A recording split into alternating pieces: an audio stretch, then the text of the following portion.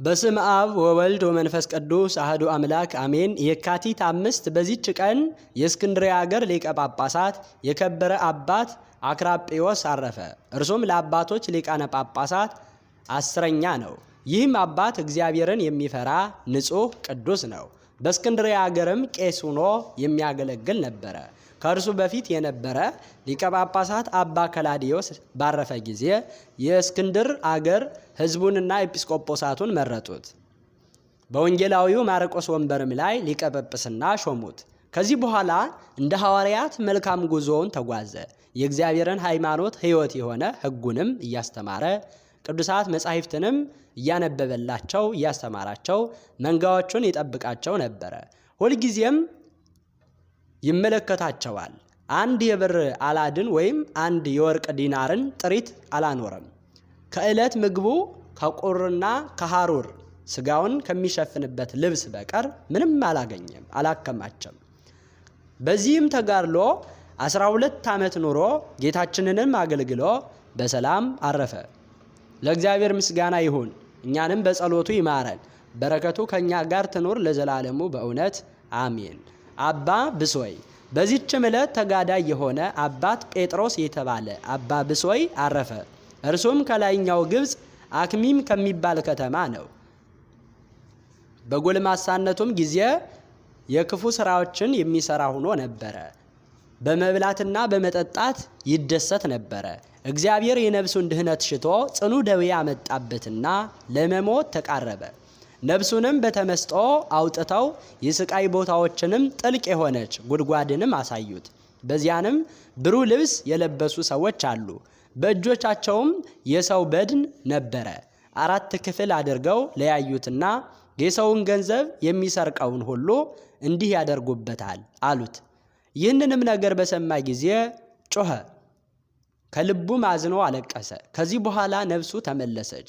ዓይኖቹንም ወደ ሰማይ አቅንቶ ጌታዬና ፈጣሪዬ ከዚህ ደዌ ካዳንከኝ እኔ ስለ ኃጢአቴ ንስሐ በመግባት በፍጹም ልቦናዬ አመለክትሃለሁ።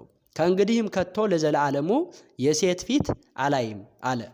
በዚያንም ጊዜ ከደዌው አዳነውና ተነስቶ ብንዋይ ወደሚባል ገዳም ሄደ። መነኮሳቱም ከፈተኑት በኋላ የምንኩስናን ልብስ አለበሱት። በግብፅ አገር ሁሉ እስከሚሰማ ታላቅ ተጋድሎን በጾም በጸሎት በመስገድም ተጋደለ። ከሁሉ በላይም ከፍ ከፍ አለ። ለመነኮሳትም ትምህርት የሚሆኑ የሚጠቀሙበት ድርሳናትን ተግሳጻትን ደረሰ። አንድ ጊዜም እንጀራ ሳይቀምስ ውሃ ሳይጠጣ 1 ወር ጾመ። እንዲህም እየተጋደለ 38 ዓመት ያህል ኖረ። መላዋንም ሌሊት በጸሎትና በመስገድ በመትጋት ቆሞ ያድራል። ሰዎች የሚሰሩት ሁሉ ጻድቅም ቢሆን ኃጢአተኛም ቢሆን በፊቱ ግልጥ ሆኖ ይታይ ነበረ። ከዚያ በኋላ ጥቂት ታመመና በሰላም አረፈ። ለእግዚአብሔር ምስጋና ይሁን፣ እኛንም በጸሎቱ ይማረን፣ በረከቱ ከኛ ጋር ትኑር ለዘላለሙ አሜን። በዚህችም ቀን መነሳንሱ የወርቅ የሆነ ጻድቁ አባ ኖብ አረፈ። በረከቱ ከኛ ጋር ትኑር ለእግዚአብሔር ምስጋና ይሁን አሜን። በዚህችም ዕለት በአስቄጥስ ገዳም በሰማዕትነት የሞቱ የ49 መነኮሳት መታሰቢያቸው ነው። የሮሜ ሊቀ ጳጳሳት አቡሊዲስም መታሰቢያው ነው። ዜናውም በዚህ ወር በ6 ተጽፏል። ደግሞ የቡላ የአሞኒ የእብሎይ እናት የአበያ መታሰቢያቸው ነው። በረከታቸውም ከኛ ጋር ትኑር ለእግዚአብሔር ምስጋና ይሁን አሜን። ቅዱስ አባ እብሎይ ገዳማዊ በዚህችም ዕለት አስቀድሞ ራሱን ለኃጢአት አስገዝቶ የነበረ ጽኑዕ ተጋዳይ አባ እብሎይ አረፈ። ይህም የበጎች አርቢ ራሱን ለሰይጣን በማስገዛት ከኃጢአት ሥራ ምንም የቀረው የለም። ያመነዝራል፣ ይሰርቃል፣ ይቀማል፣ ይገድላል። በዚህም የሰይጣንን ሥራ እየፈጸመ 40 ዓመት ያህል ኖረ። በአንዲትም ዕለት ከቀኑ እኩሌታ ከበጎቹ ጋር በዱር ውስጥ ሳለ እነሆ የመውለጃዋ ጊዜ የደረሰ ያረገዘች ሴትን አየ። ሰይጣንም በልቡ ክፉ ሐሳብን ጨመረ፣ እንዲህም አለ፣ የተረፈችኝ ኃጢአት አንዲት አለች። እርሷም ያረገዘች ሴት ሆዷን ሰንጥቄ በእናቱ ሆድ ውስጥ የሚተኛበትን አይ ዘንድ ነው። ሕፃኑ ያለበትን ቦታ አይ ዘንድ ነው አለ። ያን ጊዜም ተወርውሮ ሄደ። በራሷ ጠጉር ይዞ ከምድር ላይ ጣላት። ሾተልም አንስቶ ሆዷን ሰነጠቀ። ሕፃኑም በማኅፀኗ ውስጥ እንዴት ሆኖ እንደተኛ አየው። እርሷም በጻሕር ተጨንቃ አስቀድማ ሞተች። ሕፃኑ ግን በጻሕር እየተሰቃየ ብዙ ቆይቶ ሞተ። በጋርቢውም የሰራውን ይህንን ታላቅ ኃጢአት ተመልክቶ ደነገጠ፣ እጅግም አዘነ። መራራ ለቅሶንም በማልቀስ ታላቅ ኃጢአትን ሰርቻለሁና ወዮልኝ አለ። በዚያንም ጊዜ በጎቹን እንደተበተኑ ትቶ በእጁ በትሩን ብቻ ይዞ ወደ አስቄጥስ ገዳም እስከሚደርስ እያለቀሰ ተጓዘ። ወደ አረጋውያን መነኮሳትም አልገባም። ከእርሳቸውም 10 ምዕራፍ ያህል ርቆ ወደ በረሃ ውስጥ ገባ እንጂ በቤት ውስጥም አያድርም ነበረ።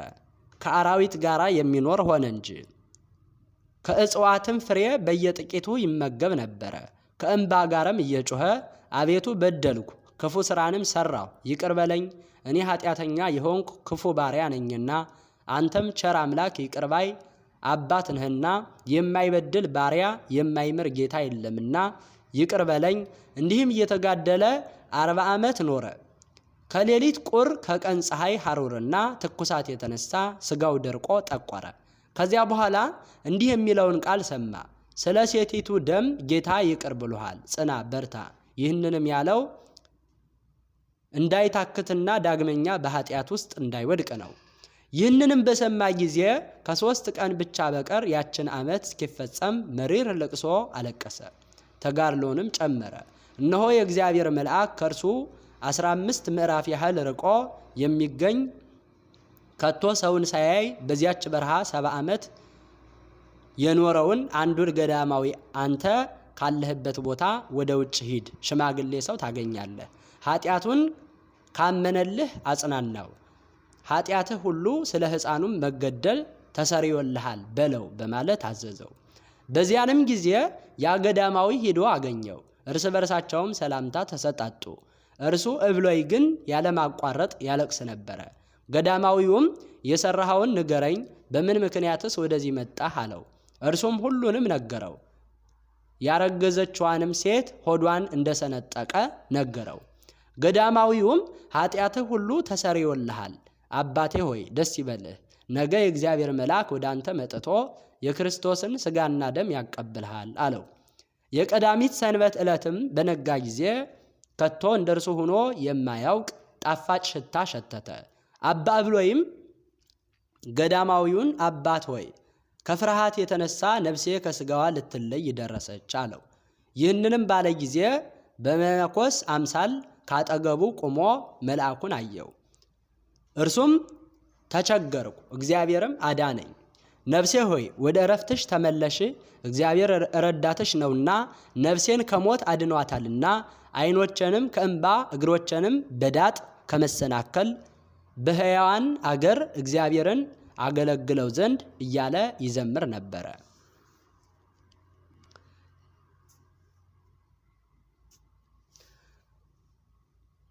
የበጎች ጠባቂ የነበረ አባ እብሎይም ይህንን ነገር በሰማ ጊዜ በምድር ላይ ወድቆ እንደ በድን ሆነ። መልአኩም በሰው አምሳል እጁን ዘርግቶ አነሳው። ልቡም ጸንቶ በመልአክ እጅ ከሰማይ የወረደለትን ሥጋውንና ደሙን ተቀበለ። መልአኩም ወደ ሰማይ አረገ። አባ እብሎይም ቁርባኑን በተቀበለ ጊዜ ሰውነቱ ሁሉ እንደ በረድ ጻዕዳ፣ እንደ ፋናም ብሩህ ሆነ። በዚያም ዕለት ሁለቱም ደስ እያላቸው እግዚአብሔርንም እያመሰገኑ እስከ ማታ ዋሉ። እብሎይ ግን የቀድሞ ጸሎቱን አላቋረጠም። እንዲህም እያለ እኔ ክፉ ባሪያ በየ7ቱ 7 ጊዜ በደልኩ። ቸር ጌታ ሆይ፣ መሐሪ አባት ሆይ ይቅር በለኝ። የማይበድል ባሪያ የማይምር ጌታ የለምና።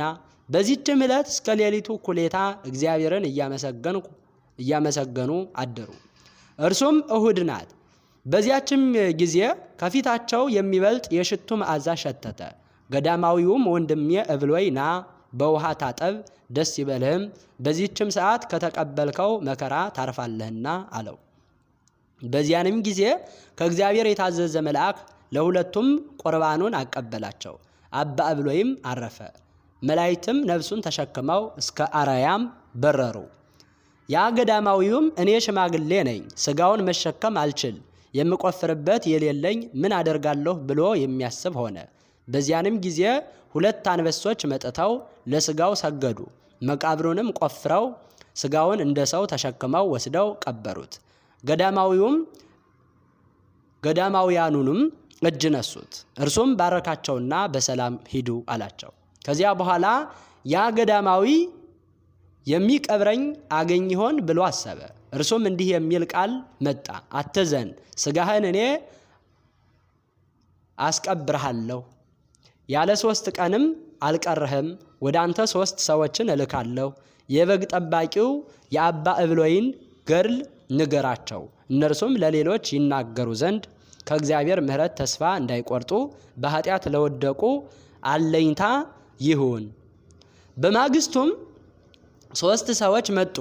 እርሱም የበግ ጠባቂውን የአባ እብሎይን ተጋድሎ ነገራቸው። እነርሱም እጅግ አድንቀው ጻፉ። ከገዳማዊውም ዘንድ እስከ 3 ቀን ተቀመጡ። ከዚያ በኋላ ገዳማዊው ተነስቶ ጸለየ፣ ነፍሱንም በእግዚአብሔር እጅ ሰጠ። እነዚያ 2 አንበሶችም መጡ፣ መቃብርንም ቆፍረው እንደ ሰው ወስደው ቀበሩትና ከእነዚያ 3 ሰዎች ጋር ተጓዙ። ወደ አስቄጥስ ወደ አባ መቃርስ ገዳም እስከሚያደርሷቸው መርተው ወሰዷቸው። ሰዎቹም የሆነውን ሁሉ ለመነኮሳቱ ነገሯቸው። እነርሱም እጅግ አደነቁ። የበግ አርቢውም የአባ እብሎይን ገድል ጻፉ። ሁልጊዜም በእሁድ ዕለት የሚያነቡት ሆኑ። ለእግዚአብሔር ምስጋና ይሁን፣ እኛንም በቅዱሳን ጸሎት ይማረን፣ በረከታቸውም ከኛ ጋር ትኖር ለዘላለሙ አሜን። የካቲት 5 ቀን የሚከበሩ ዓመታዊ የቅዱሳን በዓላት: ቅዱስ አባ እብሎይ ገዳማዊ፣ ቅዱስ አባ ብሶይ ጻድቅ፣ አባ አክሪዮጵዮስ። 49 አረጋውያን ሰማዕታት ፍልሰታቸው: ቅዱስ አሞኒና ሚስቱ ቅድስት ሙስያ የታላቁ እብሎይ ወላጆች፣ አባ ኖብ ጻድቅ መነኮሳቱ ዘወርቅ መነሳንሱ ዘወርቅ። ወርሃዊ በዓላት: ቅዱስ ጴጥሮስ ሊቀ ሐዋርያት፣ ቅዱስ ጳውሎስ ሐዋርያ፣ አቡነ ገብረ መንፈስ ቅዱስ፣ ቅዱስ ዮሐኒ ኢትዮጵያዊ፣ ቅዱስ አሞኒ ዘናሂሶ። አምላከ በረከታቸውን ይባርከን አሜን። 100 በግ ያለው ከእነርሱም አንዱ ቢጠፋ 99ኙን በበረሃ ትቶ የጠፋውን እስከሚያገኘው ድረስ ሊፈልገው የማይሄድ ከናንተ ማን ነው? ባገኘውም ጊዜ ደስ ብሎት በጫንቃው ይሸከመዋል። ወደ ቤትም በወጣ ጊዜ ወዳጆቹንና ጎረቤቶቹን በአንድነት ጠርቶ የጠፋውን በጌን አግኝቸዋለሁና ከኔ ጋራ ደስ ይበላችሁ ይላቸዋል። እላችኋለሁ እንዲሁ ንስሐ ከማያስፈልጋቸው ከ99 ጻድቃን ይልቅ ንስሐ በሚገባ በአንድ ኃጢአተኛ በሰማይ ደስታ ይሆናል። ዘአቅረብኩ ማሕሌተ አዘኪሬ አይላፈ እምለተ ጸምዱከ ዘልፈ ለእለ ያነብብ ተወከፍ ዘንዴቴ መጽሐፈ እንተረሰይከ እግዚኦ ጸሪቀ መበለት ወኩፈ እምእለ አብኡ ብኡላን ዘተረፈ ነቢያት ቅዱሳን ሰባኪያን ሰማዕታት ጻድቃን መላእክት ትጉሃን ደናግል አዲ ወመነኮሳት ሄራን ባረኮ ጉባኤ ዛቲ መካን እስከ አረጋዊ ልሂቅ ወምንዑስ ሕፃን ለዘ ጸሐፎ በክርታስ ወለዘ ጸሐፎ እንዘይደርስ ለዘ አንበቦ ወለዘ ተርጎሞ በልሳን ሐዲስ ወለዘ ሰምዐ ቃሎ በእዝነ መንፈስ በጸሎተ እሙ ማርያም አራጊተ ኩሉም ባይስ ህቦረ ይመሐረነ ኢየሱስ ክርስቶስ አሜን። ይማረን።